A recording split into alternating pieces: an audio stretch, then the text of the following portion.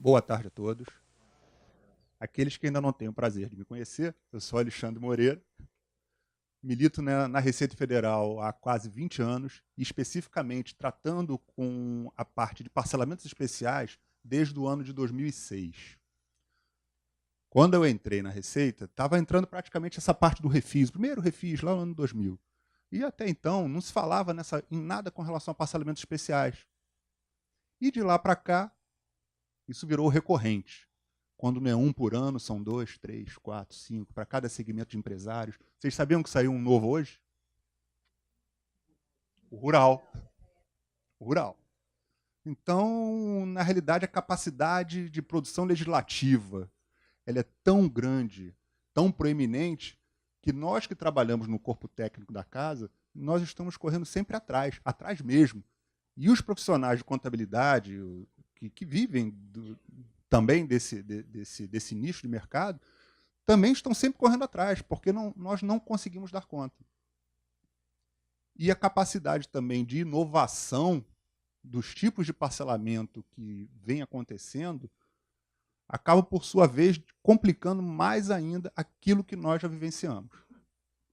Bom, então, para essa breve introdução, vamos nos ater aqui ao PERT, que é a nova medida provisória 783, algumas características já correlacionadas com a medida provisória 766, aquela lá de janeiro que foi o PRT, que em termos de adesão, pelo fato de não haver redução de multa e juros, a adesão ela foi pífia, até mesmo por isso que o governo federal, em comum acordo com o próprio Congresso Nacional, resolveram editar essa medida provisória.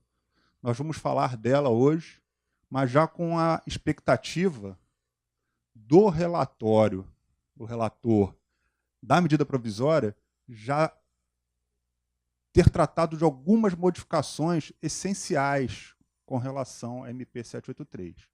Mas, de toda forma, isso não invalida aquilo que nós vamos falar aqui. Porque, na realidade, nós temos que tratar do que está valendo hoje, que é a medida provisória 783 no texto que ela está. Vamos lá. Deixa eu ver aqui. Bom. Continuando essa breve introdução, o que nós temos que ter em mente é que até o último parcelamento maior, que foi assim, que foi o refis da Copa, em 2014, todos esses parcelamentos eles eram quase que geminados com a Procuradoria.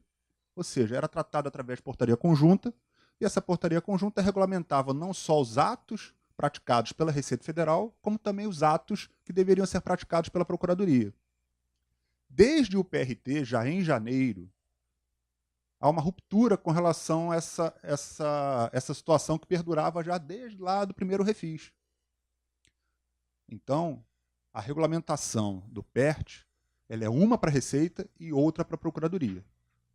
Essa é a primeira condição que tem que ficar bem clara. As adesões são distintas, a adesão da Receita está ocorrendo desde o dia 3 de julho, vai até o final do mês. A adesão da Procuradoria ela começou ontem. São condições diferentes, modalidades diferentes, em diversos aspectos. Então, naquilo que eu falar aqui, eu vou estar me atendo exclusivamente à IN 1711, que é o que trata da adesão por parte da Receita. Uma ou outra situação que, porventura, eu souber, vamos colocar dessa forma, posso dar até um indicativo, certo? Mas eu não posso falar aqui pela Procuradoria. E outra coisa também, para seguir aqui os andamentos. Não é que eu tenha colocado diversos textos da IN no slide. É mais uma orientação. Como esse material, combinado aqui com o Samir desde ontem, ele vai ficar disponível para vocês no formato de cartilha, não é isso, Samir? No cartilha ao final do evento, a gente vai passar os slides para ter uma sequência no desenvolvimento do raciocínio, certo? Mas eu não vou ficar aqui lendo os slides, nós vamos mais trocar uma ideia e tentar passar aquelas experiências que nós temos no nosso dia a dia, focando exclusivamente nos problemas que vocês possam vir a ter.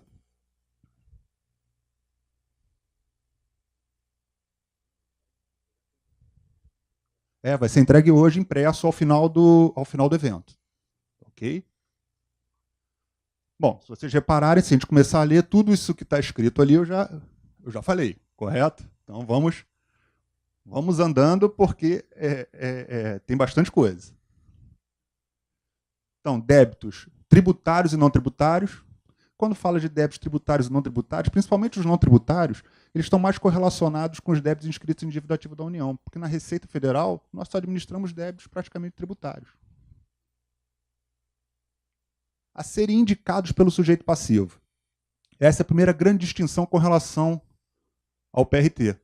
No PRT, que era o Programa de Regularização Tributária, vocês veem, né, até os nomes, eles são criativos. Né? Um é PRT, o outro é PERT. Então tinha que fazer uma diferenciação. No PRT, a adesão feita pelo contribuinte, todos os débitos exigíveis automaticamente estariam dentro do parcelamento. Ou seja, ele não poderia fazer a indicação dos débitos que ele quisesse parcelar conforme era até então o refis da crise. Perdão, começou com o refis da crise e isso chegou até o refis da cópia. Tanto refis que até a gente confunde mesmo. Né? E olha que lido isso todo dia, o tempo todo. Então essa é a primeira grande diferença. O PERT, voltamos àquele status do contribuinte poder indicar o débito que ele quer parcelar. Podem ser incluídos também os débitos em discussão administrativa e judicial. Na realidade, isso já vem de muitos anos. O contribuinte abre mão do litígio para querer optar pelo parcelamento ou pelo pagamento à vista. Débitos provenientes de lançamento de ofício, efetuados após 31 de maio, mas desde que a adesão, ou seja, o vencimento seja de período parcelável, com vencimento até 30 de 4 de 2017, e a adesão seja feita no período especificamente da adesão lá de 3 de julho até 31 de agosto. Débitos que estiveram em parcelamentos anteriores, todos eles, sem exceção, refis, PAS, PAEX, convencional, simplificado, ordinário, a exceção de sempre o débitos de Simples Nacional. Esses não podem ser parcelados na forma do PERT, pelo simples fato de você ter uma legislação específica, que é uma lei nacional, a Lei Complementar 123, na qual rege tudo aquilo que trata do Simples Nacional. Essa é a condição básica, isso já vem lá desde o primeiro refis da crise, em 2009, fazendo essa distinção, e ela perdura até hoje e tem que ser dessa forma. Débito de Simples Federal. Poxa, Alexandre, ainda existe débito de Simples Federal? Isso acabou lá em 2007, começou em 96. Ainda existe muitos débitos de Simples Federal. Porque, na realidade, ele poderia estar sendo parcelado desde lá do primeiro refis, e isso pode vir ainda rolando dentro desses parcelamentos de contribuinte, sai de um, entra em outro, até o presente momento.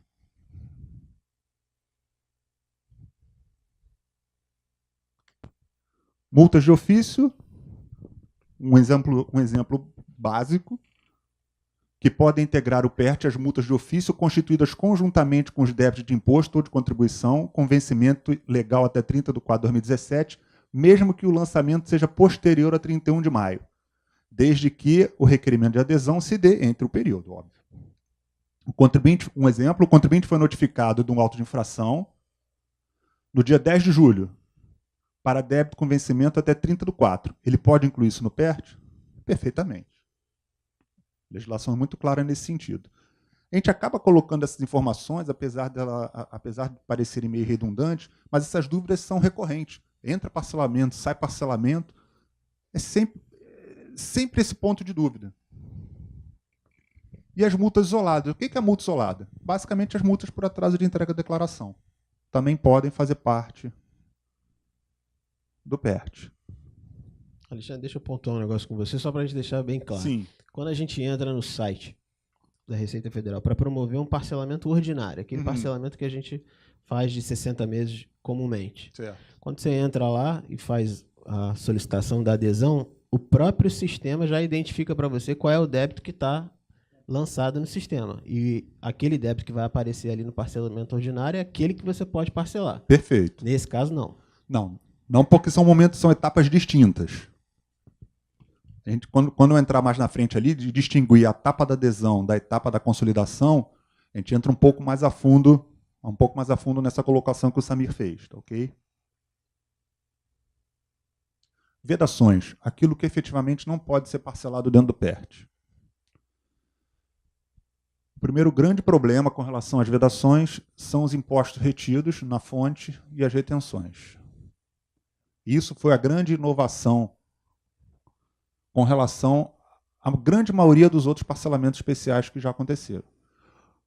O único parcelamento especial que já houve e continha esse mesmo tipo de vedação era a MP 303, lá de 2006, o vulgo PAEX, o parcelamento excepcional. Ali já não se podia fazer o parcelamento especificamente das retenções. E aqui no PERT também não vai poder fazer. Um dos itens que está na pauta lá da Câmara dos Deputados, no relatório, é justamente terminar com essa vedação. Mas, até então, está vedado. RET, Simples Nacional, Simples Doméstico, pessoa jurídica com falência decretada ou pessoa física com insolvência civil, constituídos mediante lançamento de ofício, em decorrência da questão de prática de sonegação, vedada a inclusão de débitos que compõem o PERT em qualquer outra forma de parcelamento posterior. Então, os débitos eles compuseram o PERT, o contribuinte incidiu a hipótese de uma hipótese de exclusão, de rescisão, que seja. Esses débitos que, porventura, estiveram dentro do PERT, depois eles não poderiam compor um outro tipo de parcelamento especial que fosse. A exceção, o parcelamento regido lá pela 10.522 no seu artigo 14A. Então, só para tirar uma outra. No caso específico desses débitos constituídos mediante lançamento de ofício, são as autuações em 150%? Isso, perfeitamente. São essas autuações majoradas. Um outro ponto que talvez seja interessante falar, quando a gente fala ali de pessoa física com falência decretada ou por pessoa jurídica com insolvência civil decretada, vou falar um pouco mais à frente, mas como são casos recorrentes também, é sempre bom a gente ficar batendo, às vezes, nessa tecla. A pessoa jurídica baixada, ela pode aderir ao PERT? Pode. Pode. Ela pode aderir ao PERT. Só que o grande detalhe qual é? A pessoa jurídica baixada ela não tem acesso ao ECAC. Então ela pode aderir ao PERT através de formulação de requerimento administrativo na unidade de atendimento do contribuinte. Pessoa física também, lá cancelada por óbito, pode aderir ao PERT? Também pode. A situação é análoga da pessoa jurídica baixada. A legislação ela não fez distinção com relação às pessoas jurídicas baixadas ou os CPFs cancelados. Ela disse que só poderiam ter CNPJs ativos e CPFs regulares. Mas a restrição é com relação à pessoa jurídica com falência decretada ou insolvência civil decretada. Essa é a distinção. Então, esse é o primeiro ponto interessante a gente já tratar aqui já também. Forma de adesão, exclusivamente no ECAC da RFB. Quando a legislação trata exclusivamente, acabei de dar um exemplo aqui que o exclusivamente não é tão exclusivamente. Então, naquelas situações na qual o contribuinte vai se ver naquela linha ali que não tem condição, ou no limite do acesso ao ECAC, qualquer impedimento realmente neste sentido, a única saída seria a formalização do processo. A previsão neste momento que nós estamos dando são justamente nessas duas situações, ou com CPF cancelado, ou com CNPJ baixado. Conforme a natureza do débito e o modelo de documento de arrecadação. Cada optante pelo programa pode ter duas categorias iniciais de parcelamento. Então já vamos começar a ter em mente o seguinte, vamos chamar de categoria aquilo que seja débito de origem previdenciária e demais débitos. E modalidades, depois, dentro de cada categoria, aquela que o contribuinte pode optar. Então, nós vamos poder optar pela categoria e por modalidade. Estou tentando ser um pouco didático nesse sentido para minimizar os impactos na hora de podermos fazer as adesões. Porque, como o Samir já levantou ali, na realidade, esses parcelamentos, desde 2009, ele já vem com 2 etapas mais ou menos pré-definidas. Tirando a exceção da 11941, que houve diversas etapas no meio do caminho entre a adesão e a consolidação, na realidade, os outros vêm basicamente com 2 etapas. Ou seja, o contribuinte adere ao parcelamento, paga as entradas, antecipações, paga o pedágio, e depois é editada uma nova regulamentação, e essa nova regulamentação, o contribuinte vai de novo ao site da Receita, e ali ele seleciona os débitos que ele quer parcelar, indica a quantidade de parcelas, prejuízo fiscal, se for o caso. Aqui eu já vou fazer a primeira distinção com relação ao parcelamento da Procuradoria. Porque dentro do PERT agora, a adesão e a consolidação elas se dão quase que simultaneamente. Então esse é o primeiro detalhe. Como isso vai acontecer? Aí a Procuradoria que teria que destrinchar os procedimentos, tá ok? Mas se você faz uma análise da Portaria 690, da IN 1711, isso já fica bem claro essa distinção. E, além disso, temos que lembrar o seguinte, isso já desde do refis da Copa, por mais que você adira a débitos de natureza previdenciária, na realidade nós temos que cuidar, no nosso jargão, a gente chama da seguinte forma, débito previdenciário, a adesão, é aquele que você paga via GPS. E o débito, demais débitos, é aquele que você paga via DARF. Porque existe débito previdenciário pago via DARF. Então, na realidade, essa distinção é feita basicamente pelos sistemas de controle, que são distintos. Mas, mesmo a gente sempre chamando atenção para isso, esses erros são recorrentes, são comuns, porque realmente causam um pouco de confusão. Você tem na mente, pô, o débito é previdenciário, vou fazer a adesão à parte previdenciária. Não, o débito é fazendário, vou fazer a parte de adesão à fazendária. Mas temos que tomar cuidado com isso. Adesão ao PERT, confissão irrevogável e retratável dos débitos em seu nome, aceitação pela plena e retratável de todas as condições da IN, dever de pagar regularmente as parcelas dos débitos consolidados no PERT e os débitos vencidos após 30/4/2017, inscritos ou não em dívida. Isso também é novidade. Essa novidade já veio no PRT, mas não é tão novo, sabia? Isso já tinha lá no primeiro refis, lá no ano 2000, que o contribuinte ele podia aderir. No entanto, os débitos correntes, que é o que nós chamamos no nosso jargão do dia a dia, eles tinham que estar em dia. Ele não poderia ser devedor desses débitos correntes. Em hipótese alguma que isso é motivo de exclusão do programa. No entanto, aqui tem um detalhezinho importante. Os débitos correntes, eles são problema para exclusão do parcelamento. Eles não impedem a adesão. Então, hoje, eu tenho débito, como os débitos parceláveis são até 30/4/2017, eu já posso ter débito de maio, junho, julho, e estar devendo. Mas ele não vai me impedir minha adesão, eu posso aderir. No entanto, esses débitos novos eu tenho que providenciar um parcelamento convencional, que seja para ele ordinário ou simplificado, dependendo do tipo do débito, para regularizar logo essa situação. Porque depois da consolidação do PERT, ele vai passar a ser causa de exclusão. Só para complementar também, Alexandre, uma coisa que a gente deve alertar os nossos clientes, né? Perfeitamente. Ele aderindo, o parcelamento, ele ainda se encontra na obrigatoriedade de manter os atuais em dia. De manter os atuais em dia. Isso é uma condição básica para esse tipo de parcelamento. Que a gente vê dificuldade no cliente em conseguir administrar a adimplência desses dois pagamentos. Trata do passivo e, no entanto, os tributos correntes ficam subjugados a segundo plano. É lembrar de avisar o cliente isso.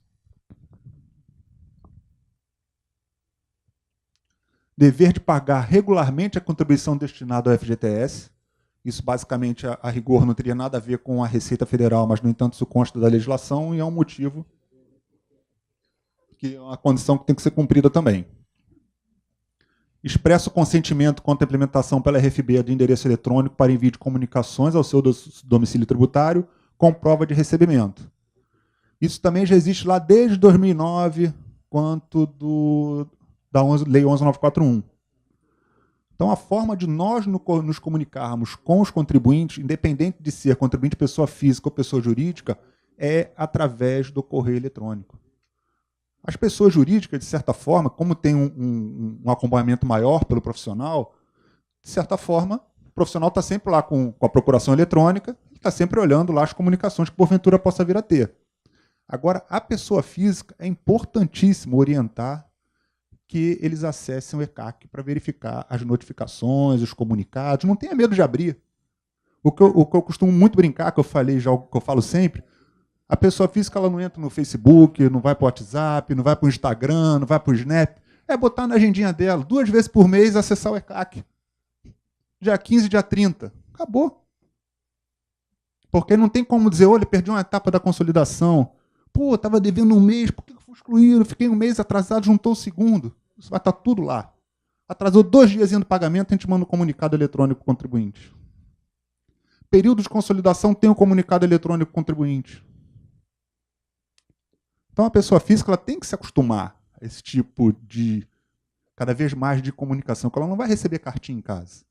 E muito também, ela não vai receber e-mail nosso diretamente para a caixa de mensagem do e-mail. Ele que tem que acessar a caixa postal da Receita e ali saber o que está se passando. Porque aí sim ela vai também evitar as fraudes em seus aplicativos, dispositivos móveis e por aí vai.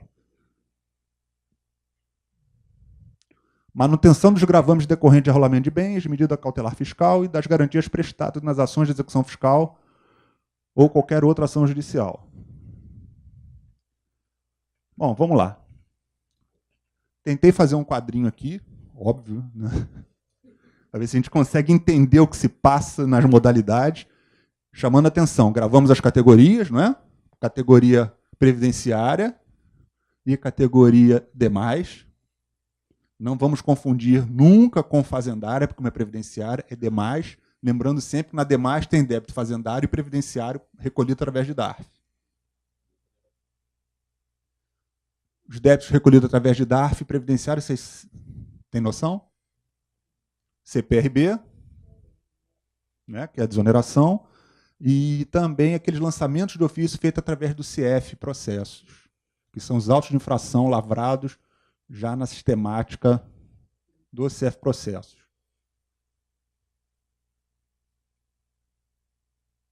Bom, vou sair da frente do quadro aqui, porque eu também não decorei não, gente. Não decorei não, vamos lá. Então, o que a gente tentou colocar ali? As modalidades. Essas modalidades tanto valem para qualquer uma das 2 categorias. Vão estar elas lá todas dispostas para fazer opção. Sem redução e com redução. Sem redução, de certa forma, ela se tornou bem parecida com aquilo que já havia no PRT. Porque, na realidade, o PRT, lá em janeiro, ele já previa também 3 ou 4 modalidades, no entanto, sem redução alguma de desconto com relação a multa e juros. Elas são análogas. Sem redução para qualquer valor, sem distinção de valor de montante de débito. Porque nós vamos ver depois, nas modalidades com redução, que há distinção entre os valores dos débitos do contribuinte. Você pode aderir por um lado ou pelo outro. Mas aí, por exemplo, Alexandre, qual é o benefício de alguém optar por um parcelamento sem redução? V ou é só uma opção? Depende, cara. Depende. O parcelamento sem redução, ele depende muito do fluxo de caixa do contribuinte. Exatamente. Esse é o X da questão. Deixa o Patrick me intrometer só um pouquinho. Sou o Patrick, trabalho com o Alexandre. Na verdade, na prática, o que vai acontecer é isso. Quem não tem crédito ou quem não apura por lucro real, não tiver crédito, vai acabar optando ou pelas questões com redução ou por essa forma de percentuais, né? E aí você muda também para a questão da pessoa ter caixa ou não ter caixa, né? Aquele que tem caixa vai optar pelas questões com as modalidades com redução. Quem não tem caixa, normalmente vai optar. Eu acho que até um papel, né, de contador sugerir, né, ser o consultor, né, do cliente e orientá-lo, né? Aquele que não tem caixa, O ideal é migrar para os percentuais, sempre respeitando aquelas parcelas mínimas, que o Alexandre ainda vai falar, mas o ideal é migrar para os percentuais. Né? Quem tem crédito, é pura por lucro real, tem crédito, talvez seja mais vantajoso. O negócio é fazer aquela conta de chegada. Tá bom?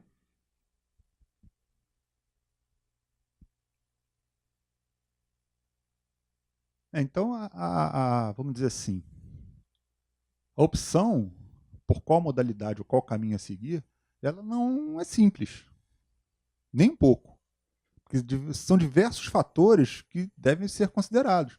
Um desse fator, primeiro, que é a disponibilidade imediata do contribuinte em despender um recurso maior, ele tem que ser avaliado. Agora, no entanto, na medida que ele despende um recurso menor agora no início, ele perde o benefício de redução de multa e juros que seja mais um pouco lá na frente. É uma avaliação difícil, não é fácil, não. Não é fácil. Até para orientar as pessoas a tomarem esse tipo de decisão é um pouco complexo. E aí qualquer problema que possa vir dar lá na frente, mas você me orientou a tomar essa decisão. Não, eu tô te colocando a gama de opções que existem. Dentre essa gama de opções que existem, tem dinheiro agora? Tem dinheiro agora. Tem 20%? Pô, então caminha por aqui. Não tenho dinheiro agora. Sinto muito. Então tem que ir para uma situação um pouquinho diferente. Que na realidade, você está vendo ali, que naquela sem redução e sem utilização de crédito, parcela em até 10 anos, nos 3 primeiros anos você paga 1,5% da dívida. No entanto, a partir do 4º ano, você vai pegar todo o restante da sua dívida e dividir em 90 meses, praticamente. Gasta menos agora, mas em compensação lá na frente. Justamente. Então, essa é a primeira distinção. E ainda dá uma outra situação que ele pode dar uma entrada de 20% em espécie. Dando essa entrada de 20% em espécie, pode pagar em até 5 prestações mensais sucessivas, de agosto até dezembro. E liquida os 80% restantes com créditos. Créditos, aí é uma outra inovação vinda já no PRT. Até o refis da Copa se utilizava como crédito prejuízo fiscal, base de cálculo negativa. Prejuízo fiscal e base de cálculo negativa só atendiam basicamente as pessoas jurídicas, e principalmente aquelas com lucro real. Quando passa a se colocar outros tipos de crédito, ou seja, o crédito que o contribuinte possa vir a ter tem que estar declarado em PERDECOMP, mas aí você também começa a agregar o contribuinte pessoa física, aquele que se tem no direito num crédito. Ele pode pleitear isso na consolidação do PERT. Isso aí deixa claro também que mesmo que ele tenha crédito para liquidar 100% da dívida, ele tem que pagar os 20% em espécie. Ele só pode compensar 80%. Isso aí, isso aí. Na realidade, o foco, nesse sentido, qual é o grande objetivo? É arrecadar esses 20% durante esse ano ainda. Esse é o foco. E, a partir do ano que vem, efetivamente dar o parcelamento ao contribuinte.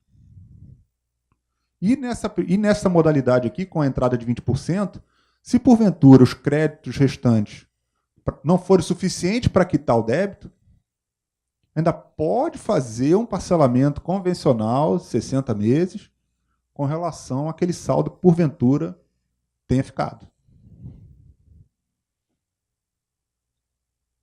Vamos lá, agora é a parte mais difícil. É a parte mais difícil mesmo. Com redução. A legislação ela trouxe essa distinção: débitos menos de 15 milhões e débitos mais de 15 milhões. Dívida consolidada, ou seja, acrescida de multa e juros, até a data do cálculo. Então, a entrada ou pedágio que vai ser dado, ele é considerado com a dívida integral, não dispondo de qualquer redução. Então, se o contribuinte deve 1.000, vai pagar 7,5% de 1.000. Se deve 15 milhões, 16 milhões, 20 milhões, vai pagar 20% de 20 milhões. Então, o débito ele tem que ser atualizado. Pagamento de uma entrada. Então, para dívidas com menos de 15 milhões. Pagamento na entrada em espécie, grana, de 7,5% do valor consolidado da dívida, sem redução de juros e multa, parcelável em até 5 prestações vencíveis de agosto a dezembro de 2017. Apurei o meu montante da dívida consolidada, 7,5%. Esses 7,5% eu divido em até 5 prestações. Pessoa física não pode ser menos do que R$200. Pessoa jurídica não pode ser menos do que R$1.000. Pô, Alexandre, mas se esses 7,5% eu não conseguir pagar em 5 meses, o meu débito, sei lá, for de 7, hipoteticamente, pessoa física que é mais comum, meus 7,5% corresponderem a R$750. O que eu faço? Eu tenho que pagar 200 por mês. Eu pago 200 em agosto, 200 em setembro, 200 em outubro, agosto, setembro, outubro, 600. Opa, 150. Pô, vou pagar mais? Vou ter que pagar dezembro? O entendimento, neste momento, é que esses R$750, eles têm que ser pagos até dezembro, com um mínimo de 200. Então, eu posso pagar 750 em agosto de uma vez, posso pagar 2.375, posso pagar 200, 200 e 350. O entendimento neste momento é esse. Diferentemente daquilo que ocorreu na 12.996, que a legislação ela trazia uma sutileza realmente aquela de doer o calcanhar, que dizia que as mensalidades elas tinham que ser mensais, iguais e sucessivas. Quando você coloca o igual, matou. Podia pagar. O que aconteceu muito? Lá em 2014, quando a gente pagava 5% do pedágio, mas se furasse uma no meio ali, ele tinha que recolher a diferença na data da consolidação. Gerava saldo devedor. Justamente porque era isso. Mensais, iguais e sucessivas. Agora não veio escrito dessa forma. Então a interpretação que nós estamos dando é nesse sentido que eu coloquei ainda há pouco. Tá? Perfeitamente. Ela pode pagar os 7,5% e o saldo ela só vai poder pagar entrar efetivamente no parcelamento a partir de janeiro do ano que vem. Isso é que tem que ter em mente. Porque o que pagar agora antecipadamente excediu meus 7,5% ou os 20%. Eu vou perder esse dinheiro? Não, não vai perder o dinheiro. No entanto, efetivamente, você não entrou no parcelamento e não vai poder usufruir dos descontos de multa e juros. Porque a legislação ela foi clara que para quitar com desconto de multa e juros somente a partir de janeiro de 2018. Entendeu? Então, pagamento à vista, aquele pagamento à vista mesmo, que existiu até então, naquela modalidade, não quero aderir, vou lá fazer o meu DARF, minha guia, diretamente com redução de multa e juros, vou no banco e pago. O PERT não prevê este tipo de opção. Não prevê. O pagamento à vista que se prevê no PERT, o contribuinte paga 20% ou 7,5%. Aí vamos lá para janeiro de 2018. Aí esse saldo dos 80% restante, eu posso quitar de uma vez com redução de multa e juros. Esse saldo restante, ao invés de eu quitar em parcela única, eu posso fazer em até 145 meses ou ainda em até 175 meses. Olha o leque de opções que vão se abrindo. Certo? Então, para planilhar isso tudo e indicar para o cliente, para o contribuinte, eu acho que é uma tarefa um pouco árdua mesmo. E não tem jeito, gente. Não tem jeito. Isso, correto.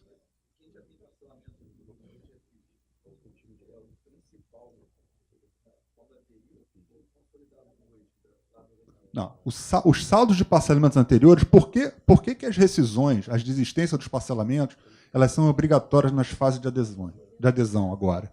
Justamente para se descobrir o saldo do parcelamento anterior.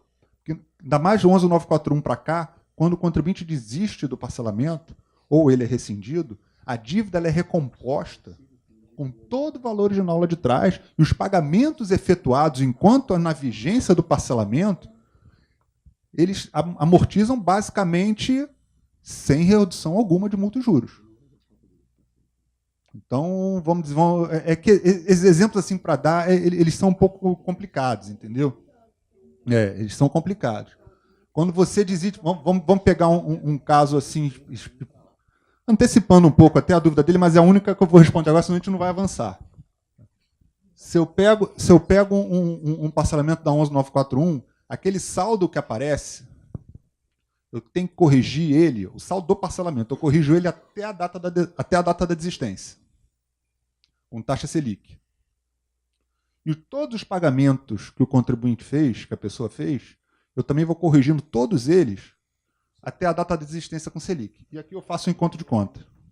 Esse encontro de contas vai me dar o saldo do parcelamento, o quanto efetivamente eu devo. É basicamente assim que funciona.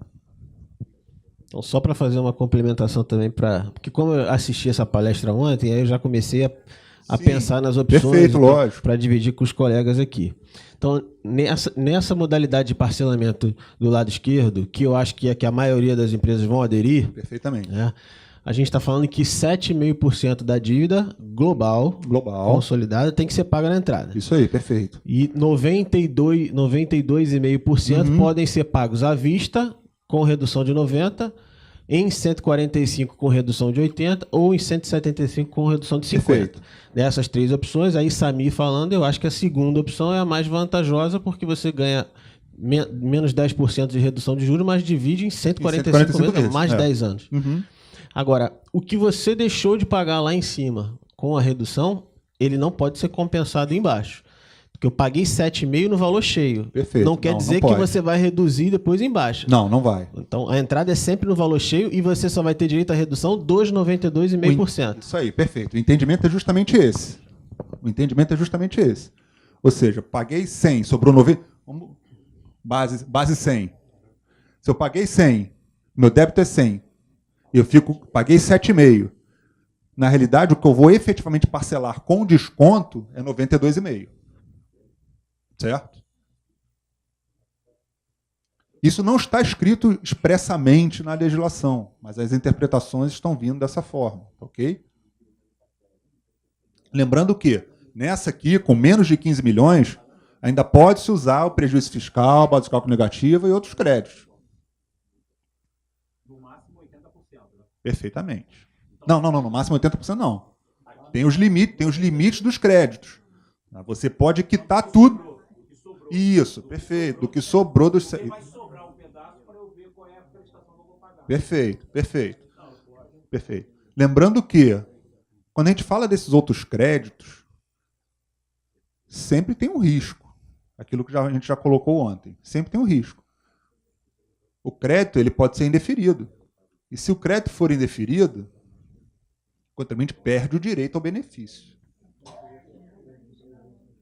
Então é um risco, vamos dizer assim, mais um risco que tem que ser calculado também. Isso acontece muito mais na pessoa jurídica, que há outras formas de crédito que pode se pleitear. Quando se trata de um pagamento indevido ao maior, que é um tipo de crédito mais palpável, de mais fácil visualização, que efetivamente o contribuinte pagou a maior aquele imposto erradamente e está pleiteando ele de volta, é mais fácil de poder utilizar.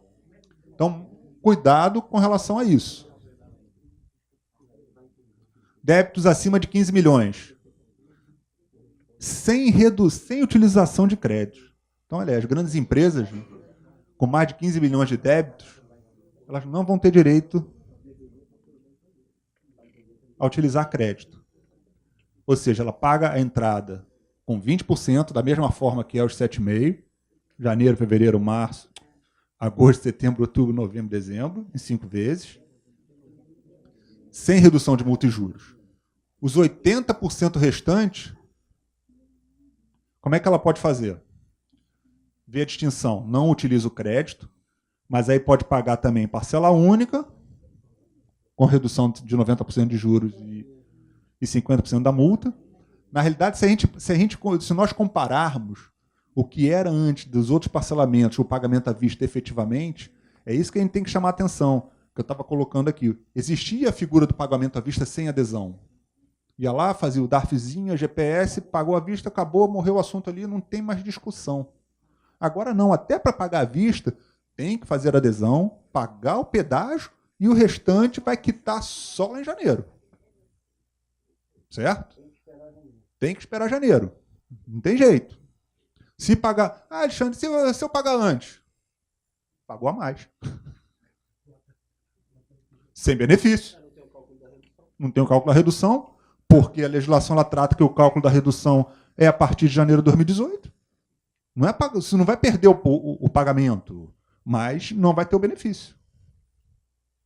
E até 145 parcelas e até 175 parcelas. Aí se mantém a correlação. Categorias, né, nós já falamos. Código de receita 4141, 4142 para GPS. Quem já tentou pagar a GPS no Banco do Brasil e não conseguiu? Ninguém?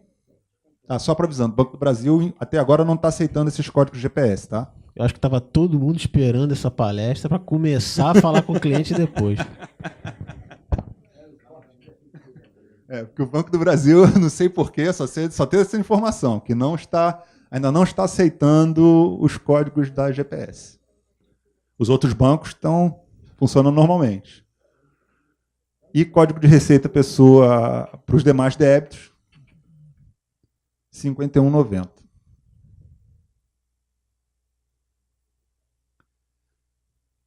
Bom, já prevendo que vai acontecer erro, óbvio, né?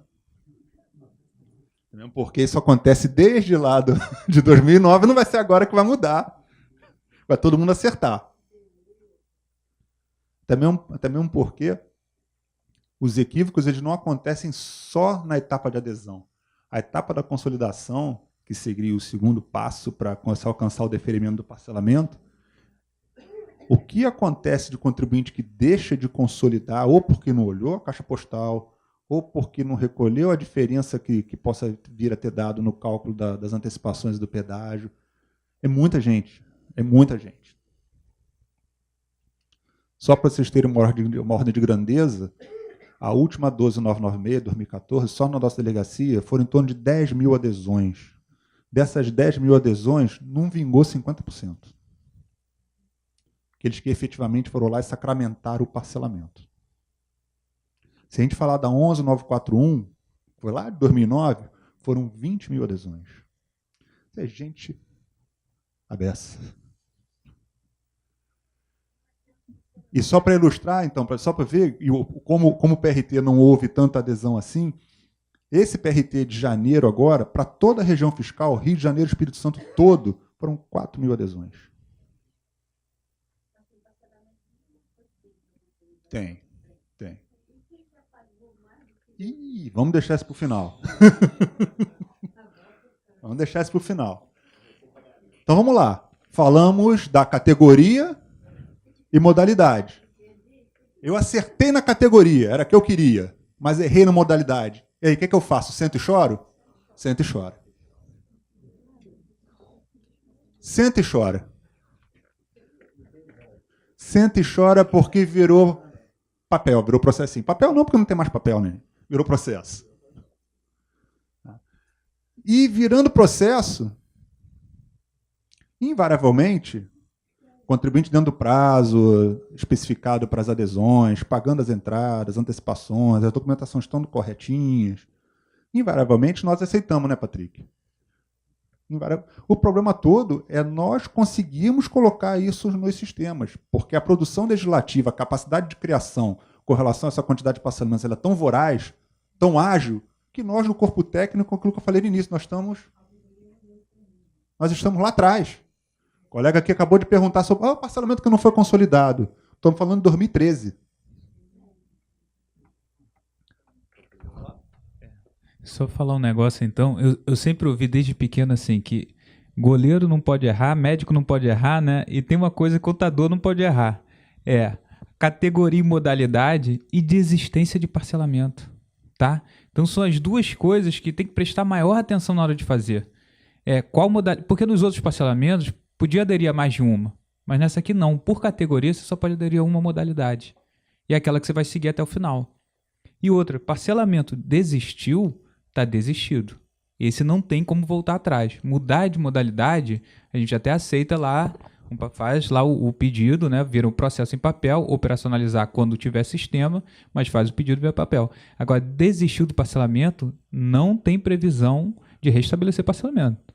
Tá? Então, as duas coisas que tem que chamar muita atenção para isso, para esse momento, é isso. Desistência de parcelamento e adesão à categoria e modalidade correta. Como dizia o gênio da TV, né? Pediu, tá pedido, não pode ficar arrependido. Então, errei na modalidade. Não tem como corrigir, senta e chora. Agora, continua pagando, normalmente, na modalidade daquela que realmente pretende aderir. Então, lá, equivocadamente, eu marquei aquele sem redução lá em cima. Que pediu os 20%. Caramba, e agora? Ah, não, mas eu tenho direito a fazer os de 7,5%. Refaz os seus cálculos, ajusta por 7,5%, faz as contas e paga com relação a 7,5%. Lá na frente, na segunda etapa da consolidação, quando efetivamente for para deferir o parcelamento, está previsto que seja disponibilizada uma ferramenta dentro do sistema na qual possa haver essa migração da modalidade e dos pagamentos que porventura tenham sido feitos para a modalidade errada. Entendeu? Categoria incorreta. Categoria incorreta é mole. Só fazer adesão na categoria certa. Não tem restrição. E abandona aquela que você fez errado. Tudo dentro do prazo. Pessoa jurídica que não consegue acesso ao ECAC, isso aqui a gente já falou. CNPJ ativo, empresa baixada.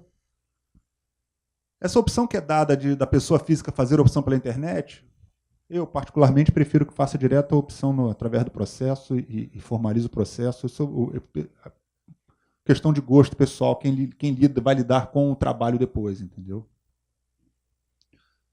Mas tudo dentro do prazo, tá, gente? Não vai querer chegar lá dia 2 de setembro, protocolar o processo. Aqui, eu não consegui no dia 31, estou no dia 2 de setembro querendo dar o pedido. Tudo bem, você pode entrar com o pedido a hora que você quiser. Agora, eu não vou aceitar. Eu vou aceitar o pedido, mas vai ser indeferido.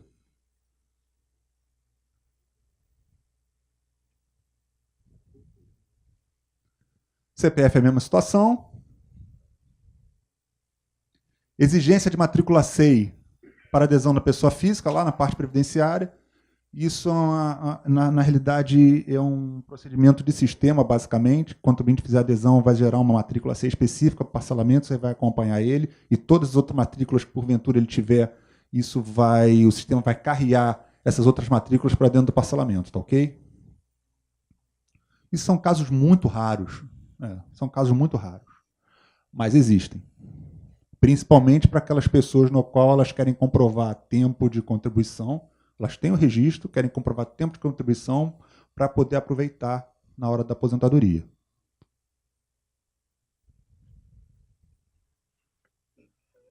Migração dos pagamentos do PRT para o PERT. Os contribuintes que aderirem ao PERT, eles podem desistir do PRT. Em fazendo essa adesão pelo PERT e desistindo do PRT, a promessa é que isso tudo migra automaticamente, a gente não precisa botar a mão. Tomara. Mas é a promessa. Então, fizeram a adesão, desistiram do PRT, pode passar tudo para o PERT automaticamente. A migração ela é automática, a desistência é opcional e pode entrar débito de fonte. Pode? No PRT podia, não podia? Primeira interrogação na cabeça, hein? Desistiu do PRT para botar no PERT, fonte está fora.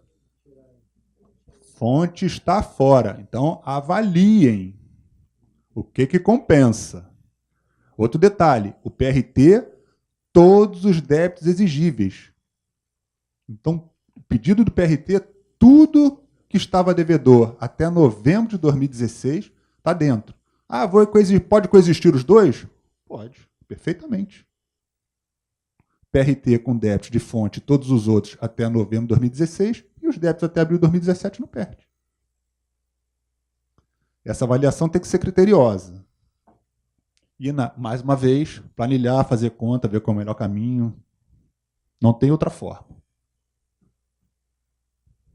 Isso não impede que os débitos de fonte ou retenções que estiverem dentro do PRT forem menor do que 1 milhão, possa-se fazer o parcelamento simplificado da 10.522. Ok? Então, pode desistir do PRT, passar os outros débitos para o PERT e, a fonte, a retenção que estiver lá menos de 1 milhão, pode parcelar na 10.522 no simplificado, sem problema algum. Desistência de parcelamentos anteriores, através do ECAC, isso vai estar disponível lá, o link, junto com o pedido de parcelamento. Falei em ECAC, a gente tem sempre que falar de uma condição que recorrentemente também nos perguntam. Poxa, é um serviço novo no ECAC, eu não estou enxergando ele para fazer adesão. Como é que é o modelo da sua procuração eletrônica? Ela inclui todos os serviços ou é aquela limitada? Se for aquela limitada, cada vez que surge um serviço novo no ECAC, tem que pedir uma nova procuração eletrônica. A gente repete sempre isso, apesar de ser uma condição que já vem perdurando de algum tempo, nós sempre repetimos porque volta e meia vem essas perguntas. Então, a formalização de desistência. Todos os débitos que tiverem no parcelamento desistido, está desistido, não pode voltar atrás. Perfeito? E a imediata rescisão dos respectivos acordos. Desistência de parcelamentos anteriores. Notificação tácita do sujeito passivo das instituições ocorridas. Impedimento de restabelecimento das modalidades existidas. Perdas de todas as eventuais reduções aplicadas. Na hipótese da existência do PRT, os pagamentos efetuados serão automaticamente migrados para o PERT. Aquilo que eu falei, como a gente está trocando ideia, muito do que está ali eu já falei, eu vou passando para a gente ganhar tempo. Débitos em discussão administrativa ou judicial. Litígio administrativo. A desistência do litígio administrativo, ela vai se dar lá na etapa da consolidação. Quando os débitos estiverem disponíveis para o contribuinte selecionar aquilo que ele quiser parcelar, ele vai marcar a desistência do litígio administrativo e, marcando essa desistência do litígio administrativo, essa desistência é tácita. Não precisa protocolar nenhum requerimento dentro da Receita que seja, dizer, estou desistindo desse litígio administrativo de tal forma que eu quero parcelar. Tem exceção? Tem exceção? Tem exceção, óbvio. Se for uma desistência parcial, essa desistência parcial, vocês têm que informar para a gente aquilo efetivamente que está sendo desistido e o que vai ser litigado, porque os processos eles têm que seguir rumos distintos. O do litígio continuar lá os ritos do PAF e aquele que vai ficar no PRT entrar sob o nosso controle aqui do pessoal do parcelamento. PRT, já estou falando PRT, viu? PERT. Ainda bem que a gente fala, mas o raciocínio pode chegar um pouquinho depois, mas vai no vácuo.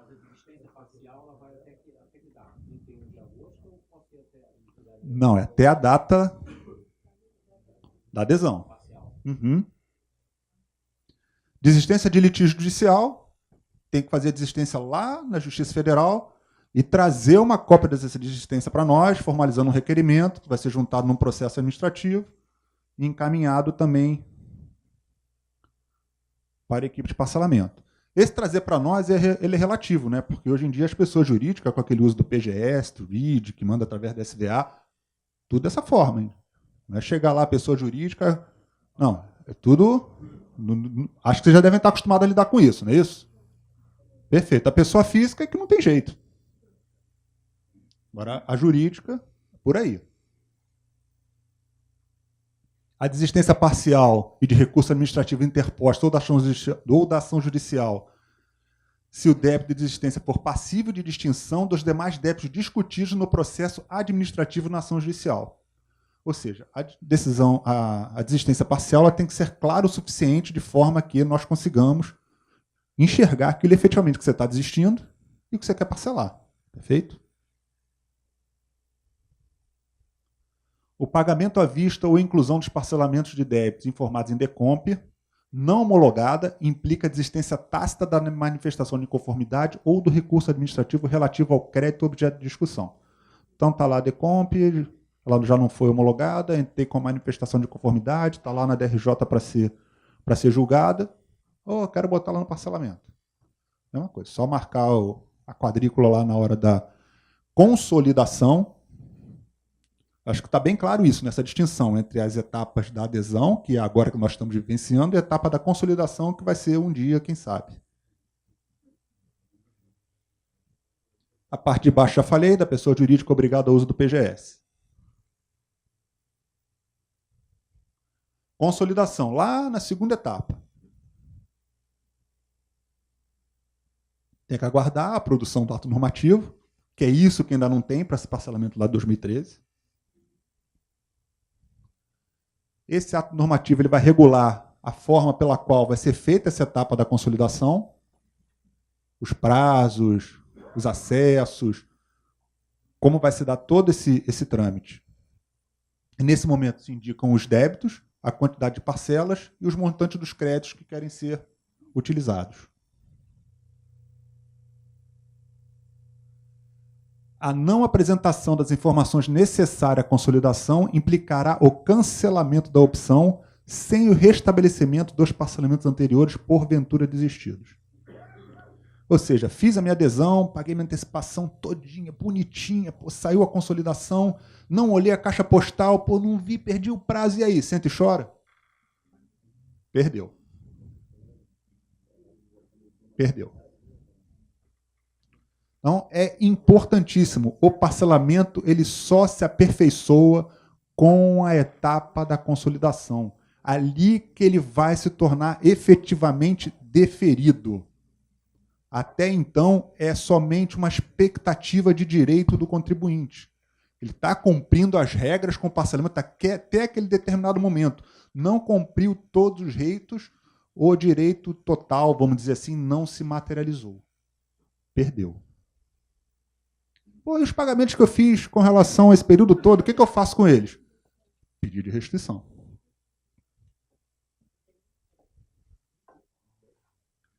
Eventual diferença do valor apurado em relação aos pagamentos.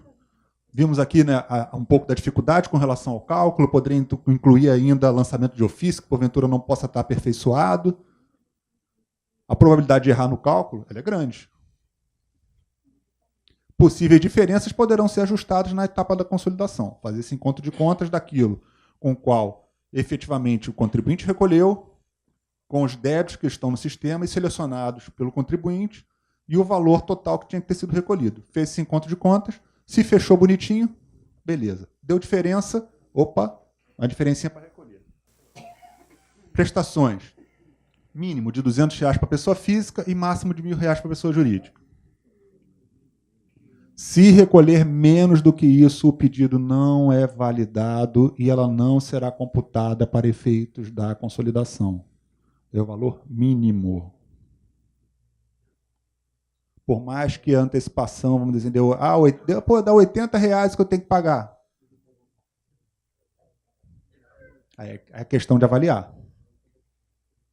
Muito comum esse tipo de situação nas multas por atraso de entrega. Eu posso ter uma multa por atraso de entrega de GFIP lá, vamos dizer assim, de R$1.100 por mês. R$1.100 o valor da notificação. E aí? Pessoa jurídica. Vale a pena? Tem que pagar 1.000? No mínimo? Trocar 6 por meia dúzia. Eu pego o recolhimento dentro do prazo de notificação que eu tenho 50% de desconto. Então tem sempre que avaliar, não tem jeito. Depósitos judiciais. A gente coloca, né, mas o depósito judicial é uma coisa mais complexa também, que decorre já de outras discussões. Basicamente, os depósitos judiciais, aqueles que foram feitos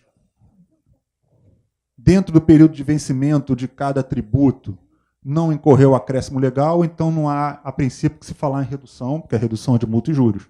Na realidade, o pedir a sua transformação, o contribuinte desiste da ação, pede a transformação desse depósito em pagamento definitivo, esse pagamento definitivo é apropriado ao débito. Se não sobrar saldo, não há que se falar em parcelamento. Se o contribuinte recolheu ou fez esse depósito em período posterior ao vencimento do tributo, há a incidência do acréscimo legal com relação a esse depósito. É isso que muitas vezes é pleiteado no judiciário. E há diversas vertentes nesse caminho. O entendimento é que não cabe aplicação de redução para esse tipo de caso. O entendimento da administração. No entanto, na justiça, continua se litigando. Você tem que abrir mão do litígio para poder botar no parcelamento. Se eu continuar litigando com relação se cabe ou se não cabe redução, já estou em cima de outro litígio. Mais uma situação para ser avaliada. Daqui a pouco a gente vai passar o tempo todo avaliando, vai chegar dia 1º de setembro, pô, esqueci de fazer o parcelamento.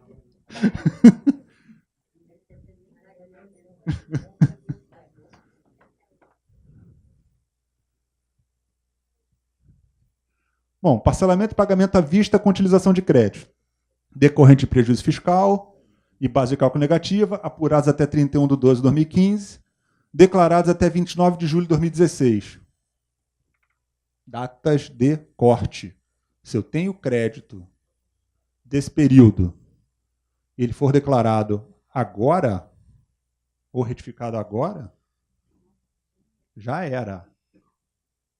Vai usar aquele que, porventura, tinha sido declarado até 29 de julho de 2016. Porra, mas eu tenho mais. Não é só esse. Data de corte, não tem jeito. Essas datas de corte, nós não temos nem administração sobre elas, entendeu? Isso é definição de sistema. Como vem na legislação, vem definido como sistema ali e acabou. Demais créditos próprios relativos a tributo administrado pela RFB, desde que se refiram a período de apuração anterior à adesão ao PERT, é óbvio, né? E pleiteados por meio do programa PERDECOMP, transmitido em data anterior ao prazo final da consolidação.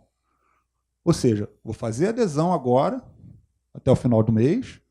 No entanto, eu posso transmitir o meu PERDECOMP, pleiteando esse crédito, até a data final da consolidação, que ainda está por vir. Posso guardar, então, não é guardar. Na realidade, eu não preciso correr neste momento para fazer esse PERDECOMP. Pode ter mais um prazinho aí para administrar essa situação, tá, ok? Nem tudo são espinhos, viu? Não poderão ser utilizados os créditos que já tenham sido totalmente utilizados em compensação, objeto de pedido de restituição já indeferida, independente de decisão definitiva, em outras circunstâncias em que a compensação seja vedada pela legislação tributária. Os percentuais: 25% sobre o montante do prejuízo fiscal, 20% de base de cálculo negativa de contribuição social no caso das pessoas jurídicas de seguro privado. Esse artigo abrange, de uma certa forma, que tem alguma razão com relação às instituições financeiras, excepcionaram as cooperativas de crédito, no item C, e 9% para as demais pessoas jurídicas. Os créditos indicados pela liquidação serão confirmados após a aferição da existência de montantes acumulados de prejuízo fiscal, base de cálculo negativa não utilizados na compensação da base de cálculo do RPJ, suficiente para atender a liquidação solicitada, ou após o reconhecimento dos demais créditos próprios informados. Ou seja, jogou na consolidação, incluiu na consolidação crédito próprio ou prejuízo fiscal base de cálculo negativa, eles são condicionantes de aferição nossa. Se por um acaso eles forem glosados, o contribuinte perde a princípio. A legislação prevê que possa ser instaurado um litígio administrativo no qual o contribuinte ele pode recorrer dessa decisão, dessa aferição. Mas tem que ter cuidado quando dessas informações. No caso de indeferimento dos créditos, no todo ou em parte, será concedido o prazo de 30 dias para o contribuinte efetuar o pagamento em espécie dos créditos amortizados indevidamente como os créditos não reconhecidos. Esse caso, independentemente da instauração do litígio, Se efetivamente se verificar, foi a aferição, ela glosou lá o crédito do contribuinte. E efetivamente ele não tem esse crédito. A legislação ela prevê que possa pagar em até 30 dias para se manter no programa. A quitação com créditos e base de cálculo negativa da contribuição social extingue o débito sob condição resolutória da sua ulterior homologação. Isso é a mesma coisa das DECOMPs. Na realidade, isso cabe à nossa aferição futuramente também. E a pessoa jurídica deve manter todo o período de parcelamento, a legislação fiscal, escritas, e promovendo a baixa nos respectivos livros fiscais. Exclusão do PERT. Quando a gente fala de exclusão do parcelamento, ele é depois dele ter sido consolidado, dele ter sido deferido. Nós vimos lá um pouquinho atrás ali, que quando nós falamos que ele perdeu o prazo da consolidação, ele tem a sua opção cancelada. A opção cancelada, tecnicamente, é diferente de excluído. Excluído é aquele contribuinte que logrou êxito em consolidar, teve seu direito estabelecido e descumpriu uma regra específica do programa. Fica bem clara essa distinção, né? Falta de 3 parcelas consecutivas ou 6 alternadas, falta de pagamento de uma parcela estando todas as demais pagas. Esse é aquele caso que eu 145 parcelas, hipoteticamente, 145 parcelas, ou não paguei a última, ou não paguei uma do meio, e o tempo vai passando, aquele negócio fica em aberto ali. Também é condição de exclusão. Falta de pagamento da contribuição destinada ao FGTS. Falta de pagamento no prazo de 30 dias dos débitos devidamente amortizados com créditos não reconhecidos. Você vê, damos o direito, aferição do crédito, não foi reconhecido, 30 dias para recolher a diferença, não recolheu a diferença, motivo de exclusão. Perfeito? Constatação de ocorrência no ato tendente de esvaziamento patrimonial como forma de fraude ou cumprimento do parcelamento. Decretação de falência ou extinção e concessão de medida cautelar fiscal nos termos da Lei 8.397 de 92. Recurso administrativo no âmbito da RFB. O recurso administrativo com relação à exclusão, ou seja, descumpriu qualquer item daqueles ali do programa, é excluído, o contribuinte tem direito de entrar com recurso administrativo. O recurso administrativo ele terá efeito suspensivo da exclusão. Enquanto o recurso estiver pendente de apreciação, o sujeito passivo deverá continuar a recolher as prestações devidas. Será cientificada a decisão do recurso administrativo através do endereço eletrônico. Qual é o endereço eletrônico novo aí? Todas as formas de comunicação nossas, desde a 11.941, são através do correio eletrônico no ECAC. Não pode deixar de olhar isso regularmente. Hoje em dia, inclusive, o próprio ECAC, quando você entra no ECAC, a caixa postal ela trava todo e qualquer prosseguimento que você possa vir a dar ali se você não abrir a mensagem que está pendente de verificação. O grande problema é a pessoa física. A pessoa jurídica, eu sei que vocês estão sempre olhando. Mas a pessoa física é botar na cabeça que tem que olhar, não tem jeito. A exclusão produzirá efeitos a partir do dia seguinte à ciência da decisão que julgar improcedente o recurso, e a decisão administrativa será definitiva. Só tem uma instância administrativa, que aqui no caso do Rio de Janeiro são os delegados da Receita Federal. Um atendimento presencial na RFB, isso aqui especificamente no caso de débitos de parcelamentos regidos pela 10.522, e eu acho que os outros também, se eu não me engano, a procuradora me falou ontem, especificamente da Procuradoria da Fazenda. E dos débitos com relação a contribuições previdenciárias. Há necessidade de se dirigir a uma unidade de atendimento para pedir a rescisão daquele parcelamento efetivamente. Porque o aplicativo ele não vai disponibilizar essa desistência. Então, sabendo que há parcelamentos da 10.522 no âmbito da Procuradoria para débitos previdenciários efetivamente, tem que protocolar o requerimento de desistência, porque isso é um trabalho feito manualmente. Não vai ter sistema para fazer.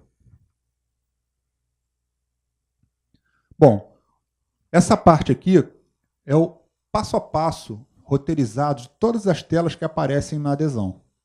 Como vai ser disponibilizado pelo SAMI a cartilha, eu acho que a gente ficar batendo nisso aqui é perda de tempo, tá ok? Vamos para as dúvidas, que eu acho que é mais interessante, tá?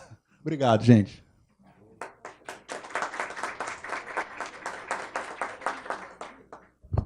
Me fizeram aqui, ó, a advogada lá do escritório fez a pergunta justamente da exclusão do PERT devido aos pagamentos, que seriam 3 consecutivas ou 6 alternadas, ou você deixa de pagar uma, está excluído. Uhum. Ela falou que é um conflito entre essas parcelas aqui, no caso, essa instrução. Ela não está entendendo, porque se você deixa de pagar uma, já está excluído, como você pode pagar Não, 3, não, 6? não, não, não. Não é bem assim. Vamos dizer que eu tenha feito uma adesão em 145 parcelas. Paguei 144 e deixei a última.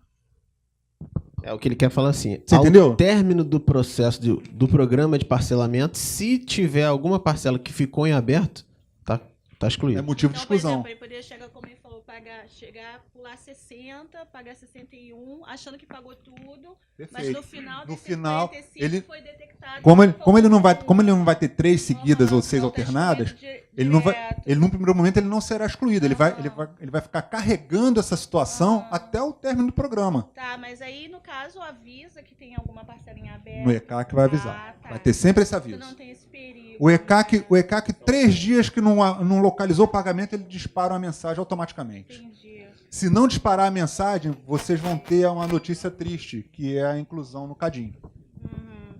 Tá, eu também tenho outra aqui pergunta. Vocês falam em 15 milhões. É 15 milhões para o previdenciário, demais IPGN, 15 para cada, ou 15 no montante dos 3? PGFN é outra coisa. Sim. É independente da receita.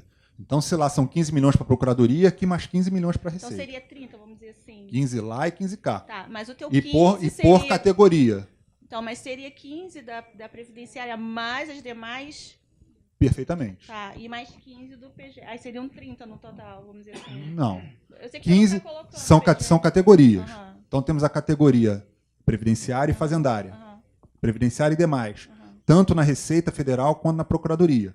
15 na Previdenciária Receita, 15 na demais Receita, 15 na Previdenciária PFN, 15 na demais Então seriam PFN. uns 60, vamos dizer assim. Isso aí. Tá, entendi. Obrigada. Boa tarde. Boa tarde. Eu tenho uma pergunta aqui, uma dúvida. É que quando terminar o pedágio das 5 parcelas, que termina em dezembro, aí em janeiro, o contribuinte pode quitar em cota única. Perfeito. Mas como não vai sair a consolidação, qual vai ser o entendimento do sistema que ele liquidou esse débito? Porque a consolidação não vai sair em janeiro. Não, é bem provável. É bem provável que não saia. É. Mas o que ocorre? A coisa fica amarrada de tal forma que quando você fizer adesão pela sua modalidade, nós temos que saber que você pagou 20% ou 7,5%, o restante em janeiro. Aí pagou em cota única, liquidou. Perfeito. Só que você vai ter que ir lá para a consolidação, você não pode esquecer disso. Não, tudo bem, mas Aí quando você fizer a dúvida é o seguinte, se liquidou, ele não tem que continuar pagando uma prestação Perfeito, nenhuma. lógico, não tem que pagar mais nada. Entendeu? Se liquidou, ele não tem que pagar mais nada. No entanto, tem que fazer a consolidação. Não, a consolidação vai ser feita, inclusive a prestação de informações para a consolidação. Isso, perfeito. Entendeu? Mas não tem que pagar mais nada. Mas aí para de pagar, não paga mais nada, porque Mais nada. já pagou em cota única, está resolvido. Perfeito. Se tiver diferença entre o cálculo que você fez e aquilo que está sendo apontado no sistema, lá na consolidação essa diferença ela é apontada. Eu acho que a grande preocupação nesse caso é certidão, né? Porque nos outros parcelamentos, quando você deixava de pagar, ficava ali contando que estava faltando uma parcela. A gente não está na fase de consolidação ainda, então não vai contar uma parcela devedora. Então, quando você chegar no CAC para tirar essa certidão, porque provavelmente ela ainda não vai sair pela internet nesses casos, tá? Isso. Então você vai apresentar, meus débitos eram esses, eu paguei desta forma, 20% agora, parcelei em 5 vezes, são esses pagamentos que eu fiz, o CAC vai conferir e ainda fiz esse pagamento em janeiro do restante. Acabou o problema. Entendi. Mas vai ter que ser presencial. Por Entendi. enquanto vai ser presencial, se não sair o sistema até janeiro. Entendi. Mas eu entendo a preocupação como sendo certidão, né? Entendi. Agora só uma... Um dos percalços desses programas novos assim é justamente nessa fase ainda da consolidação a emissão de certidão negativa, que aí nós saímos da esfera eletrônica, que a certidão sai recorrentemente pela internet, para voltar para uma esfera manual, que é se dirigindo à unidade de atendimento, protocolizando o requerimento da certidão, o atendente lá verificando aquilo que efetivamente vocês quiseram fazer, com os recolhimentos, fazendo esse cotejo, tá ok, e faz a liberação manual. Você não Entendi. terá uma certidão instantânea pela internet, mas a certidão, tendo cumprido todos os ritos do programa até então, ela é expedida. Entendi. Agora uma segunda e última pergunta. Eu tenho alguns contribuintes, alguns clientes que têm esse refis da 12996 Sim. e que estão com parcelas atrasadas. Até assim, um valor assim, um pouco, vamos dizer assim, hoje em dia, alto, não estão conseguindo pagar. E estão pretendendo desistir da 1296 para aderir no PERT. Tem que regularizar essas parcelas primeiro ou já pode fazer a desistência dele? Pode fazer desistência direto. Entendeu? Agora, é vantagem desistir da 1296? Porque a 1296 também foi concedido o benefício, né? A pergunta de $1 milhão essa. Entendeu? Olha Essa pergunta a gente tem que perguntar para aquele gênio que eu falei que não pode Porque essa 1296 foi concedido o benefício também. Entendeu? E sei, acho meio complicado. Bom, olha só, pela experiência. É um risco que... Se tivesse, igual o carnê do baú da felicidade, rigorosamente em dia, a maioria das vezes não seria vantagem. No entanto, como você está dizendo que já está atrasado, Já está atrasado. em tese já era para ter perdido de qualquer forma. Já era para ter cancelado, mas não cancelou até hoje. Então, deixa eu dar uma Então, notícia triste. Triste? Triste. Razoavelmente Mais triste. uma. 12996, o cancelamento dela, você Só faz mais o uma pedido. que é questão do programa, só mais uma. Você faz o pedido de cancelamento desse parcelamento, né, de rescisão desse parcelamento para adesão, só que ele só vai acontecer em setembro. E você tem que pagar até agosto, né? Então, cálculo, se calque.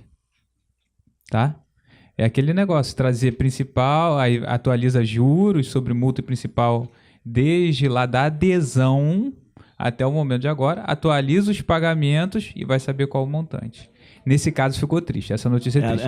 Agora eu vou te dar uma resposta de 500 mil, não de 1 milhão, tá? Porque é aquela que você perguntou, só com muita planilha, todos esses casos, desistência de parcelamento, com muita planilha e tudo mais. De cara, se é fazendário ou previdenciário está em dia, você vai carregar juros mais lá para frente. Então, uma coisa é se pensar, tem que fazer a conta de chegada. Vai depender da disponibilidade, porque ele vai conseguir postergar uma dívida que já foi amortizada por mais tempo. Aí é uma questão de caixa, um encontro de contas, né? Entendi. Tá, sempre que rescindir o parcelamento, tem que ter em mente que vai perder todos os benefícios. Tá? Não é para todos isso. Pais, não, vão ser amortizados com os benefícios. Mas 11.941 em diante, perde todos os benefícios. Tá? Inclusive, parcelamento da 10.522, convencional. Você fala, parcelamento convencional com benefício? Ué, se eu recebi o auto de infração e parcelei dentro do prazo de 30 dias, eu não tenho redução de 40% da multa? Na hora que eu desistir? Na hora do cálculo, eu tenho que incluir a multa inteira, tá? Então, é um erro comum de cálculo, só de cálculo, que permite depois uma correção, aquele resíduozinho no momento da consolidação, eu tinha um pagamento convencional, ignorei que ele foi feito, né? Porque também a gente tem que acompanhar contribuinte a contribuinte, né? Aquele é o cliente, no caso, né? Ele é cliente. Em que momento que ele fez aquele parcelamento? Estava dentro do prazo de questionar aquele auto? Então ele teve a redução. Né? Até a primeira instância, ele ainda tem redução também, de 20%. Né? Então, na hora que sai, ele sai cheio. Tá? Então tem que lembrar disso na hora de fazer a conta, que inclusive o parcelamento simplificado, quando você desistir, ele volta cheio. Então, mais uma coisa para pensar. Outra coisa, se for parcelamento fazendário, né? Vamos chamar isso de mais. Tem fonte? É uma coisa a se pensar. A primeira pergunta que eu faria, tem fonte parcelada? O valor é alto de fonte? Previdenciário, tem cota patronal mais do segurado? Porque a 12.996 eu podia botar do patronal os dois, né? Quando sair, eu vou ter que desmembrar, né? E só os debitcads que são cota patronal vão poder entrar no PERT. Os outros, 10% de entrada para fazer um reparcelamento. Então tem que tem em mente esse esforço financeiro que vai ter nesse momento, desses 7,5% de entrada, tá? Mais os 10% do que ficará de fora. Tá? Não vale 1 milhão, mas vale uns 500 mil. Entendi. Com relação ao programa, eu fui fazer uma desistência do pastoreamento do PERT. O sistema me informou que não existe pastoreamento ativo. Do PRT. Isso perdão, PRT. Previdenciário. Não, demais débito. Do demais? Não, mas a desistência do demais. Isso, informou que não existe pastoreamento ativo. Ou seja, essa informação se dá por conta de esse PRT não ter consolidado. Me deu essa informação na tela. Para o PRT, primeiro adesão, depois a desistência. Então, foi feita. Tá. Não, a adesão já foi feita, que o prazo até se esgotou, que foi final de maio. Mas na desistência ali, me informou que não existe pastoreamento ativo. Você já fez a adesão do PERT? Não, a do PERT? Tem que fazer primeiro a adesão do PERT. Isso. Primeira adesão para depois desistir do PRT? Isso, perfeito. Não, eu estava fazendo o contrário. O PRT é o único caso que tem hierarquia, tem cronologia. Você tem que respeitar essa ordem. Primeiro faz adesão ao PERT. Quando fizer, no momento da adesão que você tem a desistência do PRT e a migração. Ah, entendi. Tá? Ok, obrigado. É o único caso que vai ter isso. Os outros não têm ordem. Boa tarde. Bem, uma pergunta. Na IN 1711, no artigo 2º, parágrafo único, que trata não podem ser liquidados na forma do PERT os débitos. Dentre outros, ele cita no 6º, constituídos mediante lançamento de ofício efetuado em decorrência da constatação de prática de crime de sonegação, fraude, conluio, definidos no artigo 71, 72, 73 da Lei 4.502. Sendo que na MP 783, ela cita o seguinte no seu artigo 12º. É vedado o pagamento e ou parcelamento que trata a medida provisória das dívidas decorrentes de lançamento de ofício que foram caracterizadas após decisão administrativa definitiva, nas hipóteses definidas nos artigos 71, 72 e 73 da Lei 4.502. Então, dito isso, existe uma incoerência entre a instrução normativa e a MP. MP. Porque na MP ela coloca que em decisão administrativa definitiva e na instrução ela não trata sobre isso. Então minha pergunta é, o que vale? Se o que eu estou discutindo ainda tem a questão da questão de multa de ofício, ela entra no PERT ou não? A multa agravada, que seria nesse tipo de situação, decisão definitiva administrativa é aquela que já percorreu todos os ritos. E a última instância administrativa que nós temos é o CARF. Ali se considera 100% definitivo o crédito tributário constituído ou não, na medida que o contribuinte for litigando até chegar nessa situação. Correto? Se há essa incompatibilidade entre a IN e a MP, cara, a IN ela não pode inovar com relação àquilo que está escrito no MP, que tem força de lei. Tá? Então, se isso é efetivo, vou ser muito franco, cara, a gente pega muitos detalhes. Mas o estudo, muitas das vezes, ele vai em cima da instituição normativa, que eu parto do princípio que a instituição normativa que está ali, ela está refletindo aquilo que a lei ou a medida provisória está dizendo, e efetivamente nós, da área técnica, trabalhamos muito mais com a instrução normativa ou as portarias conjuntas. Se há esse conflito, o judiciário ele vai estar aí cheio para poder dirimir essas soluções, se não houver nenhuma modificação ou no próprio texto da MP, ou uma correção no texto da IN. Porque a minha preocupação é justamente essa. Eu desistindo do processo, e se acontecer algum problema quando da minha adesão, se eu vou perder qualquer tipo de discussão. Perde. Então, se na MP ela coloca... Porque é uma frase perde. super importante. Sim, não tenho dúvida. Que ela coloca após decisão administrativa definitiva. Se após decisão administrativa definitiva, tem que seguir todos os ritos. E a IN não trata disso. Então, eu ainda estou discutindo na medida que você abre mão da discussão... Pois é. Acabou. Aí no futuro, quando consolidar, falar assim, olha, não vale, isso aqui é dolo, e você não poderia aderir ao PERT. Porque na realidade, se o lançamento originário ele vem com esse viés da multa gravada com relação a essas situações, e se você está discutindo, a partir do momento que você... Estou dando minha interpretação, tá? A partir do momento que você desiste desse litígio, você restabelece a situação original do lançamento, cara. E ele passa a ser definitivo. Isso, perfeito. Aí você restabelecendo a situação original do lançamento, está lá com a multa gravada, constante dos itens lá dos artigos que caracterizam aqueles crimes elencados ali. Mas olha Ou só, seja, se não a for Receita- aceito no PERT, eu teria que pagar. Isso. A Receita interpreta da seguinte maneira, só isso até expandindo um pouco mais, só para elucidar para os demais. Essa questão da multa gravada, como é que eu vou saber? Ah, o contribuinte tem uma multa, ele tem representação fiscal para fins penais. Não é a mesma coisa, tá? É pela fundamentação legal. Então eu vou na fundamentação legal para saber se é o caso da multa que está impedido de ser incluída no PERT. Tá, outra coisa. Desistência de litígio. Se você incluir no PERT, você desistiu tacitamente, tá? No momento da consolidação. Então, na verdade, o seu problema eu sempre prefiro ser conservador. Eu sempre prefiro ser conservador por várias razões. Principalmente porque depois acaba, se consegue, mesmo que consiga um êxito, acaba tendo um problema para tirar a certidão, porque não sai automática, vai ser sempre por processo administrativo, vai ter sempre verificação do CAC, vai ficar naquela situação. Outra coisa, no momento que você incluiu, o problema de quem tem uma multa dessa e está na dúvida se vai poder ou não vai poder incluir, se vai ganhar ou não vai incluir, é no momento anterior da consolidação, né? Para saber se vou fazer o esforço financeiro de pagar já essas antecipações e o pedágio, incluindo esse valor ou não. Porque no momento da consolidação, a partir do momento que você indicou, ela é definitiva, porque você desistiu, e aí passou a ser definitiva. Porque o interessante é porque tem uma redução significativa Sim. de multa e juros. Mas eu seria então existe conservador. ainda uma dúvida com relação a isso. Eu seria conservador. Se ali, a condição legal dela, daquela multa, é a prevista, eu não colocaria. Tá? Eu não colocaria. Não tem tempo para uma consulta. Não tem tempo para uma consulta. Se a fundamentação legal dela... E tá- se efetivamente você está litigando com relação a esse tipo de questão. É porque existe um processo onde eu tenho multa de ofício, multa isolada e o auto original. O valor que está sendo Valor questionado. gravado. O valor gravado, exatamente. Então, e aí vem uma segunda pergunta, que é para fechar o assunto.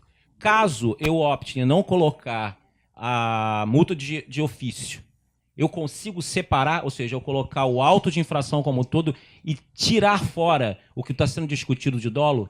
E aí eu tratar eu desistir parcialmente? Em É tese, possível? sim. Desde que É você o mesmo auto consiga... de infração. Isso, perfeito. Desde que você consiga identificar Certo. para nós aquilo efetivamente, que você vai continuar litigando e aquilo que você quer parcelar.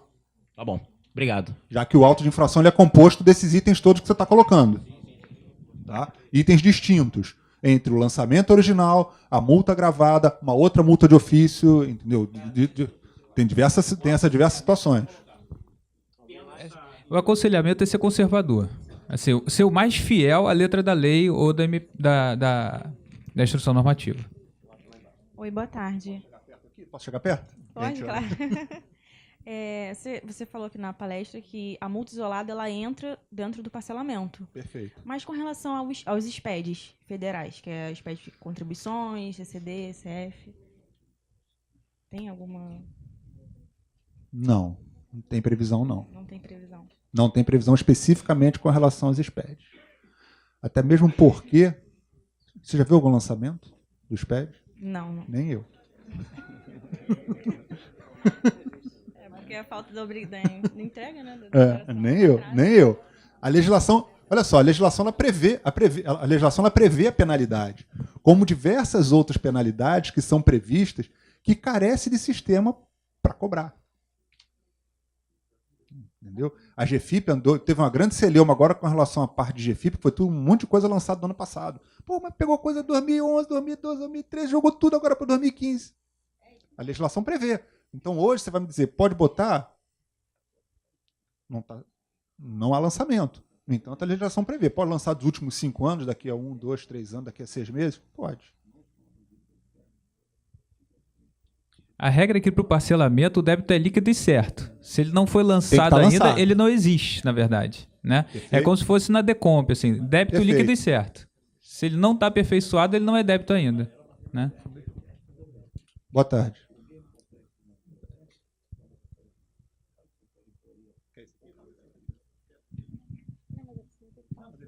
Boa tarde. Caso a medida provisória não sendo convertida em lei, quem desistiu do parcelamento vai ficar com o pincel na mão?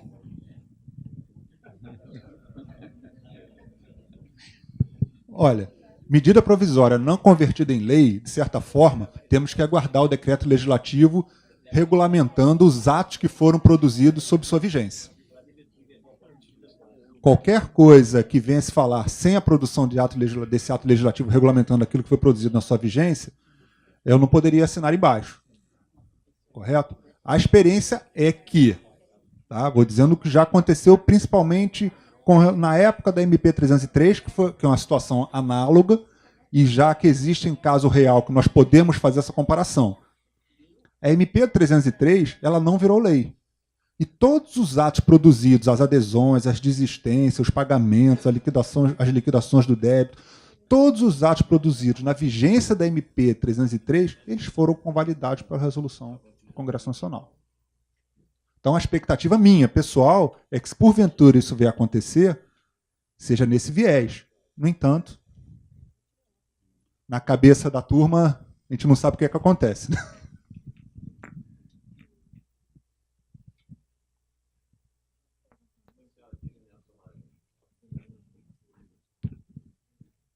Eu queria saber o seguinte, eu tenho vários parcelamentos simplificados. Para mim atualizar esses débitos, que eu já paguei várias parcelas, eu vou pegar o original e vou atualizar até esse mês de agosto, ignorando o que já pagou? Não, o que você pagou, você amortiza. Vou pegar o saldo, né? Isso. Vou pegar o saldo. É previdenciário ou fazendário? Primeira pergunta que eu lhe faço. Previdência. A previdência é uma tarefa um pouco mais árdua. Como tá? fazer? Porque na realidade você tem que pegar... Na realidade você tem que pegar... O saldo? O saldo e você vai fazer uma conta aproximada. Porque muitas das vezes quando a gente trata de amortização de parcelamento, há umas características por dentro dessas amortizações que quando nós fazemos o cálculo manualmente, não é nem eventualmente, recorrentemente não bate. Você entendeu? Recorrentemente não bate. Mesmo usando... Principalmente você usando aquele saldo devedor que aparece no extrato. Principalmente. Sabe por quê? Porque, na realidade, quando você está tratando desses parcelamentos, você faz uma consolidação até determinada data.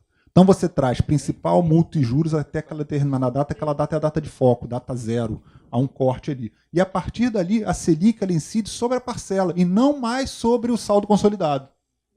Então, nunca vai bater, né? Nunca. No final Dessa forma, nunca vai bater. Eu não posso pegar aquele saldo que está lá atualizado, que é... Por isso que a legislação... Pensei que estivesse pisando no seu pé. Por isso que a legislação ela sempre impõe a desistência antes. Porque para o contribuinte saber. Isso não é a parte prática. Em que momento ele vai me deixar ver se uns quando o parcelamento estiver rescindido. Então, primeira coisa, eu tenho que fazer desistir dos parcelamentos. Se você tiver 100% de certeza que eu quero desistir para botar no PERT, desisto dos parcelamentos, o sistema vai processar e vai te dar os saldos dos débitos. Sim, amanhã. Eu desisti amanhã dos parcelamentos. Por isso que eu perguntei se era Previdência ou Fazenda. A Fazenda, o débito demais, ele com 2 dias você sabe esse saldo. Da Previdência demora mais um pouquinho. Então, até final do mês eu consigo.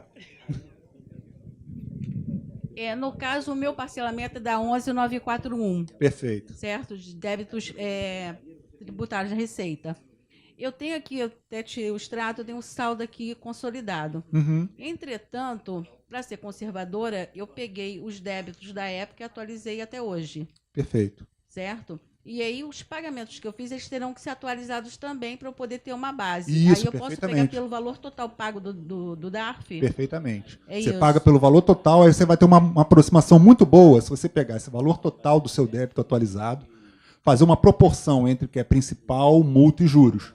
Esse valor total que você recolheu, você utiliza essa proporção de principal, multa e juros para fazer uma imputação com relação ao principal, multa e juros. Perfeito. Também. Isso aí. Certo, isso eu não fiz. Isso te dá uma proximidade muito boa, muito boa. A intenção, assim, como o colega ali falou, que tem que fazer muita conta, esse cliente é lucro real. Uhum. E ele tem crédito presumido de COFINS e PIS. Esses créditos podem ser utilizados? via São Perde outros Comp. créditos. Se fizer perder compra. Sim, não, a intenção seria essa, porque Sim, ao pode, invés não há, de terminar não há, de não há pagar, distinção. Não há eu distinção. posso utilizar o crédito presumido de COFINS e PIS. A legislação não fez distinção. Porque a opção que eu dei a ele foi justamente pagar 7,5%, no caso dele, 7,5% de entrada e dividido em 5 vezes, e a partir de janeiro de 2018 utilizar o crédito presumido de COFINS e PIS que ele tem, lucro real, tem um valor bem alto, ele quitaria tudo, eu nem precisaria ficar com saldo ainda a Sim, parcelar. perfeito. Poderia Agora, fazer- lembrando sempre que esse crédito ele carece de análise, aferição, pode ser glosado. Isso tudo você tem que ponderar, entendeu? Só lembrando aqui, o prazo de linha de corte, aquela linha de corte, é para base de cálculo negativo e prejuízo fiscal. Isso, a linha perfeito. de corte do crédito... Perder-comp é a dos data da outros consolidação. É a data da consolidação, não é essa da adesão de 31 de agosto, não, tá? É até o momento da consolidação. Uma coisa que eu não reparei, acho que ninguém perguntou. 12865, como é que eu desisto da 12865? Não, acho que foi a senhora aqui na frente. Foi. 12865 não é parcelamento ainda. A gente ainda está na fase de adesão, né? Então não tem consolidação, não tem desistência da 12865. Se eu quiser pegar meus débitos que eu queria botar na 12865, eu levo ele para o PERT e os pagamentos que eu fiz. Perder comp. Tá? Aí trago para essa hipótese. Aí de utilização posso de trazer crédito. para a hipótese dos demais créditos. Outra coisa que veio bem confuso dessa vez também. Os créditos são próprios ou de terceiros tendo um vínculo de controlada. Então vamos dizer, tem uma empresa A aqui que controla a empresa B e controla a empresa C que não tem vínculo com ela. A empresa B tem lá os débitos dela, eu posso usar os créditos da empresa C na empresa B. Contanto que seja a mesma controladora. Tá? E a controladora não precisa estar com nenhum, não precisa estar vinculada ao que a gente vai aderir. Não. É bem confuso, né? É o vínculo, É, o vínculo do ela é o débito, né? O vínculo do débito especificamente, É. né? Para poder usar o crédito. Isso. Hoje eu tenho várias empresas embaixo, ok? Isso. A empresa A, todas elas trocam crédito. A empresa A, ela não tem É isso. crédito, mas a empresa B tem. Eu Isso. pego ainda a empresa B, que é controlada comum, e utilizo. E o débito sempre dá A. Sendo que vai ter que esperar a homologação, né? Para ser definitivo, esperar a homologação. Quem é que está atrás aí? Não, era quase a mesma pergunta que ele fez aí. A gente está querendo fazer uma compensação de prejuízos fiscais de uma empresa sendo do mesmo grupo. A gente tem bastante prejuízo em uma e temos um débito da receita da outra. Se isso pode ser feito, Sim, em compensado tese, mesmo. sim. Não tem problema nenhum. Não, a legislação ela prevê esse tipo de situação. Se Entendi. enquadrando naquelas regras ali da composição do capital acionário e tudo mais, Uhum. não há vedação alguma. Paga o 7,5%, faz Paga a o 7,5%. compensação da multa, dos juros. Isso, perfeito. E o restante abate tudo em prejuízo da outra do grupo. Perfeito. Do mesmo grupo. Perfeito. Tá bom, obrigada. Falando de entrada, uma pergunta que eu já ouvi. Porque não tem na legislação, a interpretação que está se fazendo é a seguinte. Pago 20% ou 7,5%, né? E o restante eu vou parcelar. Esses 20% e esses 7,5% são em cima da dívida cheia, né? Primeiro, os 15 milhões são 15 milhões que eu queira consolidar. Se a empresa deve 20 milhões, mas só quer consolidar 14 milhões, vai ser 7,5%. Não vai ser 20%, tá? Só vai em função do que vai consolidar. Esses 7,5%, como é que eu vou abater desses débitos para depois aplicar a redução, né? O que está se usando é proporcional. Então, se eu pagar 20%, eu vou depois reduzir principal, multa e juros e em 80%. Vou ficar 80% de cada um. Eu não vou deduzir tudo do principal, que não tem dedução nenhuma, e depois deduzir tudo do resto, entendeu? De multa e juros. Não, vou fazer uma alocação proporcional. Tá? É só uma dúvida referente ao pagamento das parcelas, referente à modalidade de 7,5% de entrada. A empresa que fez a adesão em julho do PERT, sim. Na MP diz que o deferimento do requerimento de adesão ele é se dado a partir do pagamento da primeira parcela. Perfeito. Que tem que ser feito até o último... Até o final do mês agora de agosto. Então, Ele pode ter aderido em julho, mas não necessariamente precisaria ter pago em julho. Que a MP fala que tem que pagar até o último dia útil do mês da adesão. Do requerimento. Não, mas a IN veio dando uma modificada nisso, no sentido de que ele poderia aderir em julho e pagar somente em agosto. Entendi. E referente no caso, a segunda parcela, se eu paguei em julho, a segunda prestação, no caso... Em tese seria em setembro. Você paga em 5, a legislação ela prevê em 5. Você já pagou uma em julho, a de agosto estaria fora, vamos dizer assim. Aí, no caso, eu pagaria só... setembro, outubro, novembro, dezembro. Entendi, obrigado. Boa noite. Para pessoa física, no caso, o débito dele do exercício 2016 pode entrar no PERT de... Essa é uma pergunta que eu esqueci até de falar. A declaração de pessoa física, entregue agora, dia 30 de abril de 2017, por mais que as cotas do imposto de renda elas vencessem em abril, maio, junho, até novembro de 2017, esses débitos eles podem entrar no PERT. Por quê? Na realidade, o tributo, o vencimento do imposto, ele é 30/4. A legislação ela só dá uma postergação que pode pagar aquele tributo que venceu em 30/4 em até 8 cotas. Por isso que tem juros nas... Por isso que tem juros, perfeito. Então, quem entrega a declaração agora do exercício 2017 referente ao ano calendário 2016, pode entrar no PERT. E, no caso, ele tem que estar com as parcelas em dia ou... Não, é débito, cara. Tá. É débito.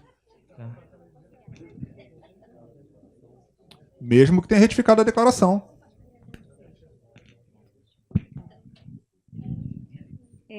A emissão do DARF, ela vai ser automaticamente, quando nós fizermos as 5 parcelas, ou temos que fazer individualmente? Não, vai ter que fazer individualmente, acessando o ECAC. E colocando aqueles códigos. Eu não sei se vai gerar o código especificamente diretamente, eu acredito que já gere o código diretamente, entendeu? Sim. E a PGFN vai ser qual o código? Isso é pergunta difícil demais, menino. Que isso? Não sei. Não sabe. Eu desconfio até que não tem código, tá? Na PFN. Tá. Eu até desconfio que não tenha código. 1734 É. A PFN, 1734? a PFN agora o que acontece? Sim. Os sistemas estão todos diferentes dos nossos. 1734? Então, quando o contribuinte fizer a adesão, a consolidação ela é quase que simultânea. Certo. Havendo a consolidação, que seja quase que simultânea, vai voltar no ECAC da Procuradoria e tirar o DARF diretamente lá no ECAC da Procuradoria, entendeu? E nesse caso da declaração de 2017, tem que refazer e transformar em cota única? Ou Não precisa não. E como é informado? Se isso é tudo solto, não é? Não, isso na data da consolidação o sistema vai entender. Com certeza. Ele vai apresentar cheio. A cobrança hoje já entende assim, entendeu? Ele traz tudo para 30/4. Adesão, pede para parcelar essa declaração? Não, adesão, você só vai fazer adesão e pagar a entrada. E pagar o pedágio e as prestações. Sim. Indicar o débito na segunda etapa lá na consolidação. Então, no nosso caso, seria atualizar essas parcelas que não foram pagas e tirar os 7,5% na declaração de imposto de renda. Isso aí, perfeito. E agora uma pergunta. Qual a diferença entre multa de ofício e multa agravada? A multa agravada é quando o contribuinte ele insurge algum ilícito que não seja só fiscal. Um ilícito penal. Aí, de certa forma, quem está fazendo o lançamento, ele majora essa multa, no sentido, na verdade, uma multa de ofício de 75%, passa para 150%. E a legislação já previa ter multa até de 350% alguns anos atrás. Isso já não existe mais. Que caiu por causa daquele negócio do confisco e tudo mais. Então, hoje a multa gravada chega a 225, por aí vai, tinha um monte de multa. Tá? Aproveitando a pergunta, tem muita gente confusa. Assim, gente, a adesão na Procuradoria e na Receita é completamente diferente. É completamente diferente. A Procuradoria tem um sistema que você, no momento da adesão, você já sai com o seu parcelamento pronto. Tá? Então tem gente se questionando assim, mas eu fiz o meu na Procuradoria, já saí com a minha parcela pronta, meu débito está lá suspenso já, né? A minha CDA já sai suspensa, e na Receita nem aparece os débitos para parcelar. Né? Tá com algum erro no site da Receita? Não. Eles têm um outro sistema de parcelamento, que é o CISPAR, né? Então, eu já descobri agora que está sendo usado o código CISPAR genérico para todos eles. E tem outro sistema de parcelamento que já sai pronto. A Receita não conseguiu botar esse sistema de parcelamento por conta da base de cálculo negativo e prejuízo fiscal. Tá? Que é muito difícil você fazer um sistema conversar com o outro. tá? Porque tem os prazos para você ir retirando esses créditos conforme eles vão sendo usados, né? Você vai dando baixa lá nos seus livros e ele vai saindo do Sapli, né? Então, essa foi uma dificuldade para ter o sistema totalmente pronto, igual da Procuradoria. Não está tendo erro no sistema da Receita. São fases distintas. Fase de adesão, validação da adesão com o primeiro pagamento, pagamento do pedágio, pagamento de cota única ou das prestações. Tá? E, futuramente, momento da consolidação. Tá? O da Procuradoria, já aparece o débito que vai parcelar e pronto. Fica pronto.